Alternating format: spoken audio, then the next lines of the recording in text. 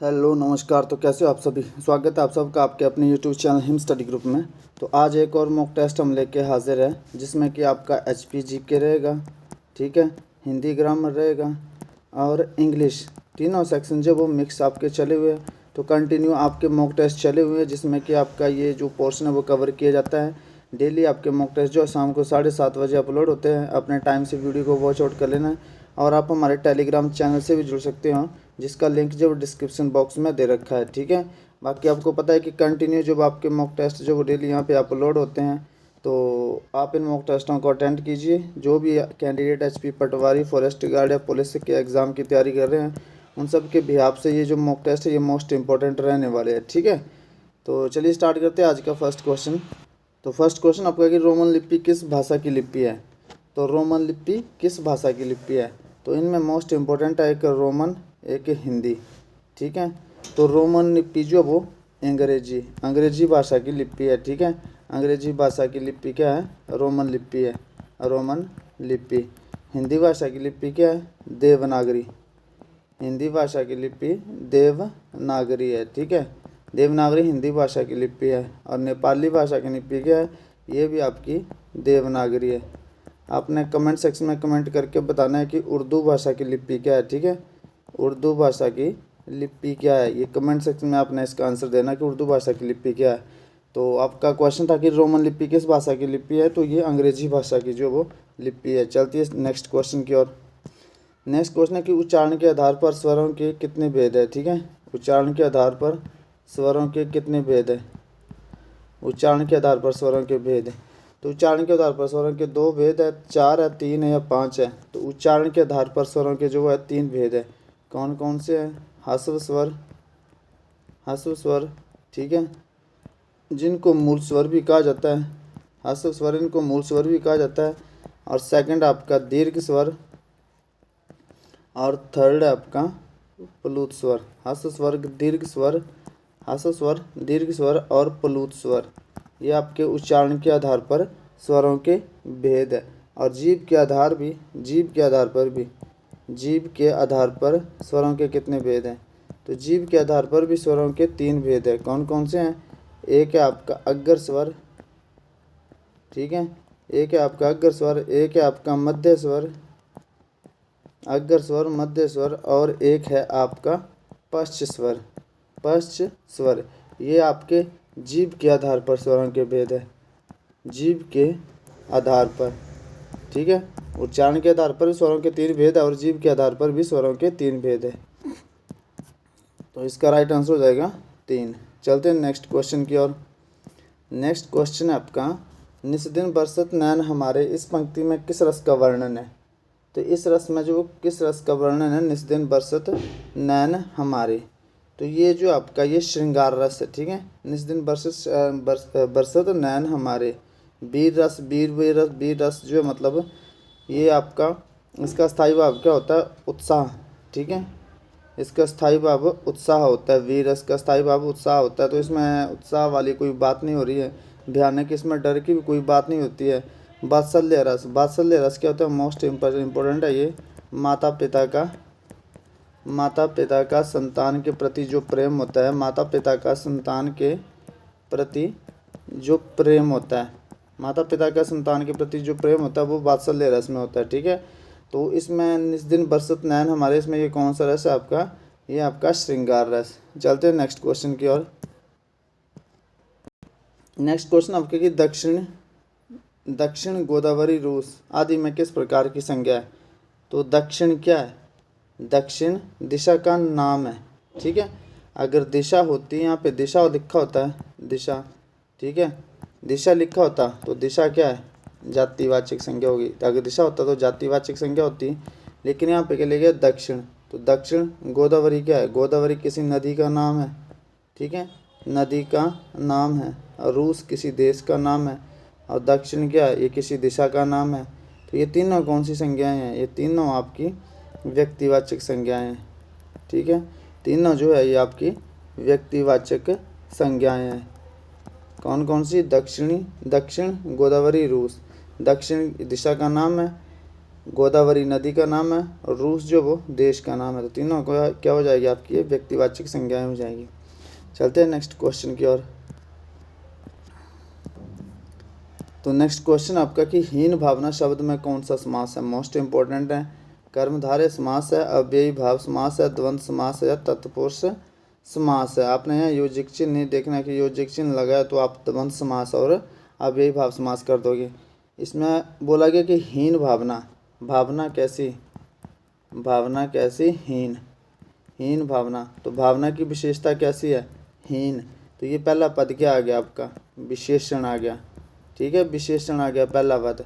पहला पद आपका विशेषण आ जाए तो, और जहाँ भी आपका पहला पद विशेषण आ जाए वहाँ पे समास कौन सा होता है आपका, कर्मधारय समास होता है। ठीक है, कर्मधारय समास होता है, क्योंकि भावना कैसी, हीन भावना, अच्छी भावना, बुरी भावना। तो अपने यहाँ पे योजिक चिन्ह नहीं देखना कि योजिक चिन्ह देख लिए तो आप द्वंद्व समास लगा दोगे। थोड़ा सा क्वेश्चन को भी पढ़ना, योजिक चिन्ह आपका कहीं भी आ सकता है, थोड़ा सा अपने क्वेश्चन को भी पढ़ना होता है। ठीक है, तो हीन भावना शब्द में कौन सा समास होता है, तो हीन भावना जो इसमें कर्मधारय समास हो जाएगा। चलते हैं नेक्स्ट क्वेश्चन की ओर। नेक्स्ट क्वेश्चन आपका कि ही डैश, इंग्लिश का सेशन आपका स्टार्ट है अब he dash hand to ask a doubt. अब इसमें क्या भरा जाएगा कि उसने अपना हाथ उठाया, क्यों उठाया, डाउट पूछने के लिए। ठीक है, डाउट पूछने के लिए उसने अपना हाथ उठाया। तो क्या भरा जाएगा, रेज भरा जाएगा, रोज भरा जाएगा, रेज्ड भरा जाएगा या रेज्ड भरा जाएगा। तो अब ये ऐसा हो सकता है इसका सेंस कि वह अपना हाथ उठाता है किसके लिए, अपना डाउट पूछने के लिए। लेकिन ये अगर यहाँ पे हाथ उठाते वाले के सेंस हो तो यहाँ पे एस लगना था। ठीक है, तो यहाँ ऐसा है नहीं। तो ये क्या बोल रहा है कि उसने अपना हाथ उठाया टू आस्क द डाउट, अपना डाउट पूछने के लिए। तो ही रेज्ड हिज हैंड। ठीक है, रेज्ड हिज हैंड, उसने अपना हाथ उठाया क्यों, डाउट पूछने के लिए। तो रेज्ड हो जाएगा यहाँ पे। चलते हैं नेक्स्ट क्वेश्चन की ओर। नेक्स्ट क्वेश्चन है कि Ghadar party was dash by Lala Hardayal Singh and his friend.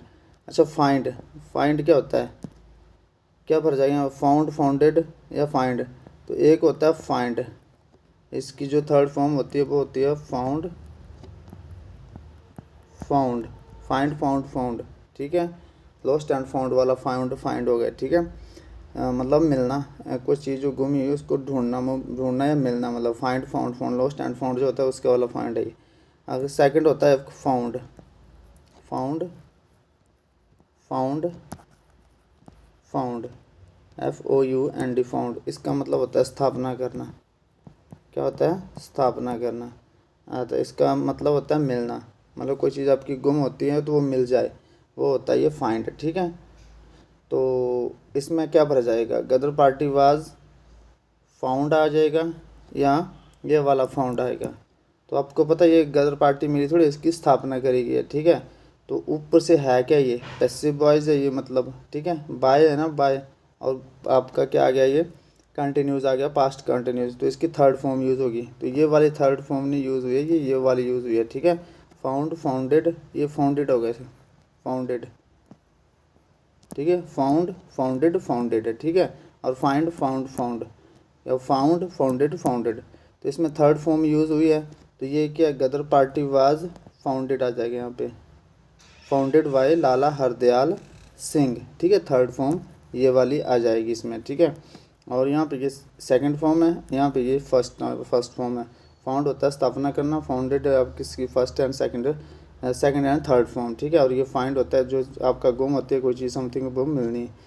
तो इसमें यह भरा जाएगा कि गदर पार्टी जो वो स्थापित की गई किसके द्वारा, लाला हरदयाल सिंह एंड उसके फ्रेंड्स के द्वारा। तो यहाँ फाउंडेड आ जाएगा वर्ब की थर्ड फॉर्म। चलते हैं नेक्स्ट क्वेश्चन की ओर। नेक्स्ट क्वेश्चन है कि Anil was singing a song. तो इसको पैसिव वॉइस में चेंज करना है। सबसे पहले तो है कि इसमें ये आपका पास्ट कंटिन्यूज में। ठीक है, लेकिन ये रहेगा भी किस में, पास्ट कंटिन्यूज में, बस इसका थोड़ा स्ट्रेस चेंज होगा, बाकी टेंस और मीनिंग वही रहता है। Anil was singing a song. ठीक है, तो सबसे पहले क्या, ऑब्जेक्ट ये आ जाएगा। ठीक है, तो सबसे पहले आपका ऑब्जेक्ट आ जाएगा, फिर क्या आ जाएगा, ये पास्ट कंटिन्यूज किस में चेंज होता है, यहाँ पे वाज या बर आ जाएगा। ठीक है, फिर प्लस बीइंग आ जाएगा। ठीक है, फिर बाय आ जाएगा, फिर क्या आ जाएगा, बाय नहीं आएगा, बाय से पहले वर्ब की थर्ड फॉर्म आएगी, ठीक है। B3 आ जाएगी, फिर बाय आ जाएगा, फिर आ जाएगा आपका ऑब्जेक्ट। तो Anil was singing a song, तो अब ये ऑब्जेक्ट को सब्जेक्ट की जगह पुट कर दो, तो ये क्या आ जाएगा, अ सॉन्ग। अब सॉन्ग क्या है, सिंगुलर है, तो वाज वर्ब आ जाएगी आपकी, हेल्पिंग वर्ब वाज। अब आपका पास्ट कंटिन्यूज में है तो इसमें बीइंग भी आएगा, ठीक है। अ सॉन्ग वाज बीइंग, ठीक है। सिंग की थर्ड फॉर्म क्या हो जाएगी, संग हो जाएगी, वर्ब की थर्ड फॉर्म आ जाएगी फिर। A song was being sung by Anil, ठीक है। तो ऑब्जेक्ट की जगह सब्जेक्ट की जगह और सब्जेक्ट जो ऑब्जेक्ट में चला जाएगा, ठीक है। A song by being sung by Anil, ये इसका हो जाएगा पैसिव वॉइस। चलते हैं नेक्स्ट क्वेश्चन की ओर। नेक्स्ट क्वेश्चन आपका कि अनिल बाउट अ बुक, तो ये आपका ये पास्ट किस में, इंडेफिनेट में, तो इसमें कैसे चेंज होगा, अ बुक, अ बुक बाज बाउट बाय अनिल, ठीक है। तो फिर क्या आ गया आपका ऑब्जेक्ट आ गया, फिर बाज या बर आता है, इसको जब आप पैसिव वॉइस में चेंज करते हो, फिर वर्ब की थर्ड फॉर्म आती है, फिर बाय आता है, फिर आपका सब्जेक्ट आता है। तो अब बुक बाज बाउट बाय अनिल। चलते हैं नेक्स्ट क्वेश्चन की ओर। नेक्स्ट क्वेश्चन आपने इसको चेंज करना है किस में, इनडायरेक्ट स्पीच में। तो राजेश सेड टू मी, तो इसमें क्या हो जाएगा, सेड टू किस में चेंज हो जाएगा, टोल्ड में। तो राजेश टोल्ड मी, ठीक है। Rajesh told me, coma inverted coma हट जाएंगे, दैट, ठीक है। ये फर्स्ट पर्सन है, फर्स्ट पर्सन चेंज होता है आपका सब्जेक्ट के अकॉर्डिंग। तो सब्जेक्ट क्या आपका राजेश है, ये चेंज जो होगा ही में, ठीक है। ही हैव वर्ब की थर्ड फॉर्म है, तो हैव चेंज होता है आपका हैड में। ही हैड कंप्लीटेड, वर्ब की third form as it is आ जाएगी, कंप्लीटेड द टास्क, ठीक है। ये इसका आपका इनडायरेक्ट स्पीच में चेंज होएगा। Rajesh told me that he had completed the task, verb की SON रूल लगता है, ठीक है। SON मतलब फर्स्ट पर्सन जो सब्जेक्ट के अनुसार है, यहाँ पे सेकंड पर्सन होता है यू, तो ये ऑब्जेक्ट के अकॉर्डिंग चेंज होता है। और थर्ड पर्सन होता है या किसी का नाम होता है ही शी इट, या किसी का नाम होता है तो वो नो चेंज होता है, ठीक है। तो चलते हैं नेक्स्ट क्वेश्चन की ओर। नेक्स्ट क्वेश्चन आपका HPGK का। तो फर्स्ट क्वेश्चन आपका कि जिला शिमला के किस स्थान पर गोल्फ कोर्स का मैदान जो वो स्थित है। तो जिला शिमला के नालदेहरा में जो वो गोल्फ कोर्स का मैदान जो आपका स्थित है, ठीक है। चलते हैं नेक्स्ट क्वेश्चन की ओर। नेक्स्ट क्वेश्चन है कि इंदिरा गांधी खेल परिसर हिमाचल प्रदेश के किस जिले में स्थित है। तो इंदिरा गांधी खेल परिसर जो है ये भी हिमाचल प्रदेश के शिमला डिस्ट्रिक्ट में स्थित है। इंदिरा गांधी खेल परिसर हिमाचल प्रदेश के शिमला डिस्ट्रिक्ट में स्थित है। चलते हैं नेक्स्ट क्वेश्चन की ओर। विश्व का सबसे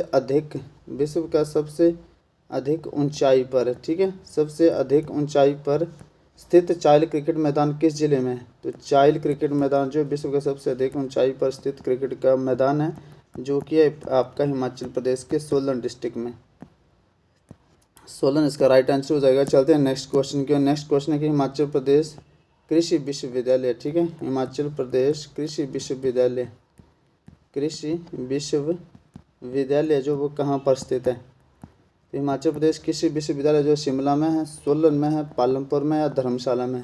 तो हिमाचल प्रदेश कृषि विश्वविद्यालय जो वो पालमपुर में स्थित है। पालमपुर हिमाचल प्रदेश के कांगड़ा डिस्ट्रिक्ट में स्थित है, ठीक है। चलते हैं नेक्स्ट क्वेश्चन की ओर, इसका राइट आंसर हो जाएगा पालमपुर। नेक्स्ट क्वेश्चन और लास्ट आज का क्वेश्चन कि इंदिरा गांधी आयुर्वेदिक संस्थान कहाँ पर स्थित है। तो शिमला में स्थित है, सिरमौर में स्थित है, सोलन में या पालमपुर में। तो इंदिरा गांधी आयुर्वेदिक संस्थान जो वो हिमाचल प्रदेश के शिमला डिस्ट्रिक्ट में ये भी स्थित है। तो शिमला इसका राइट आंसर हो जाएगा। तो ये था आपका आज का सेशन। आई होप आपको सेशन पसंद आया होगा। मिलते हैं नेक्स्ट सेशन में, तब तक के लिए जय हिंद जय भारत।